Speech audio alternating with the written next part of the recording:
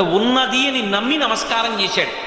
నమస్కారం చేసినందుకు ఆవిడ ఏం చేసిందంటే ఇళ్ళు ఇచ్చింది, వాహనాలు ఇచ్చింది, ఐశ్వర్యం ఇచ్చింది, ఇన్ని ఇచ్చింది. ఇన్ని ఇచ్చి అనాయాసేన మరణం వినా దైన్యైన జీవితం కాదు, బాధపడి శరీరం విడిచిపెట్టకూడదు. అనాయాసంగా శరీరం నుంచి విడిపడిపోయాడు. విడిపోయిన తర్వాత అయ్యో వీడి జీవుడు మామూలుగా ప్రయాణం చెయ్యడం ఏమిటని నారాయణుణ్ణి చెయ్యి పట్టుకుని గరుత్మంత వాహనం మీద వచ్చింది. వస్తే నారాయణుడు చెయ్యెత్తి పైకెత్తి గరుత్మంత వాహనం మీద కూర్చోబెట్టుకుని తీసుకెడుతున్నాడు. తీసుకెడుతుంటే కనపడుతున్నారు అమ్మేది అని అడిగాడు.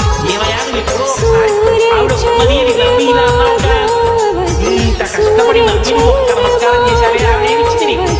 ఉన్నవాడు ఐశ్వర్యం ఇచ్చింది, పుత్రవంతులు ఇచ్చింది, గుర్రాలు ఇచ్చింది, ఎరువులు ఇచ్చింది, గొర్రెలు ఇచ్చింది, మేకలు ఇచ్చింది, ఐశ్వర్యం ఇచ్చింది, సంపత్తి ఇచ్చింది.